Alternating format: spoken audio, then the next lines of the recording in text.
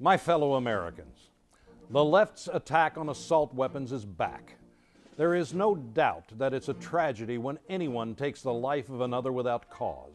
But to blame assault weapons for these tragedies would be like, well, blaming airplanes for the 9/11 attacks. The problem lies with the perpetrator, not the tool used to commit the crime. The left is now screaming from the rooftops that there is no good reason for any American to own an assault weapon, that they're not good weapons for defense or for hunting. Frankly, they're missing the point. Take it from my philosophical guru and life coach, Ice-T. You know, the right to bear arms is because that's the last form of defense against tyranny. That's why fellow rapper Ice-T and I are in poppin' lockstep on gun control, regardless of any East Coast, West Coast rap rivalry. Well, if the advice of a couple of aging rappers isn't enough for you, how about these reasons? Number one, the Constitution. The libs are already saying Chuck's off his meds again, and he's back talking about that old outdated historical document, the Constitution. Doesn't he get it that it doesn't apply today? Sorry to break it to you, but as of right now, the Constitution is still the law of the land. And since we are a nation of laws, not men, we need to follow it carefully. Number two, the Second Amendment allows for assault weapons. The left argues that the Founding Fathers didn't even know what an assault weapon was. As usual, this argument's wrong again. To say that the Constitution limits the kinds of guns we can own would be like saying it also limits the kinds of religion people can practice. How would it be if some people thought you could practice Catholicism, but not Scientology? Our Founding Fathers wanted every citizen to be armed equal to the Army in case of takeover by a tyrannical government. They wanted us to have protection from them. How would things have been different in Nazi Germany had the people been armed? Think about the protesters that have been killed by their own government in Iran. An armed society would not have that problem. Number three, assault weapons act as a deterrent against foreign invasion.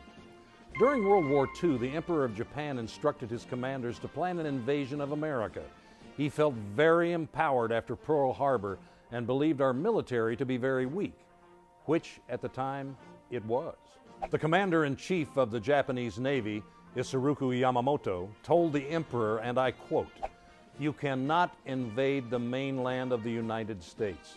There would be a rifle behind every blade of grass." Notice, he did not talk about fearing the U.S. Army. It was the American people that he feared. Eventually, Yamamoto would stop trying to attack us and instead started selling us terrific fishing lures, which I'm a big fan of. It is the fact that there is a gun behind every blade of grass that prevents any other country from even thinking about invading our nation. Take away the assault rifles, and you have weakened that defense. Number four, there's already a ban on assault rifles. Well, you don't hear that very much, but there has been tight controls on assault rifles since 1934. Well, how can that be? The U.S. military defines an assault rifle as something that can fire intermediate powered cartridges on selective fire. For you girly men watching, that means automatic fire, like a machine gun. The left invented the term assault weapon to describe rifles that bear some similarity to real assault rifles, like this one. This way, they can make it against the law to own a gun that looks like an assault weapon.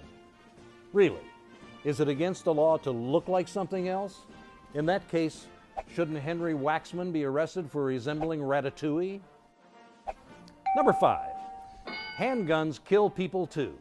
Some nut jobs claim that assault weapons are too dangerous. Really? So you find a Glock 40 caliber is just to be a little dangerous? All guns are deadly in the wrong hands. And number six, we need the jobs. The gun industry employs 184,000 people. And these are good paying jobs averaging $45,000 a year. A ban on so-called assault weapons will result in laying off thousands of these workers. But of course, that's no big deal since we don't have an unemployment problem. Crazed criminals shooting up innocent people is a tragedy. But all the gun bans in the world will not stop them. Criminals will always find the weapons they need to carry out their crimes. The only people that will be going unarmed are the law-abiding citizens like you and me. When you hear people talk about banning assault weapons, know that the real assault weapon is the liberal media. They are attacking your constitutional rights. It's a slippery slope. First it will be assault weapons, then ammunition, then handguns, and on and on and on. I'm Chuck Woolery, trying to save the Constitution, one amendment at a time.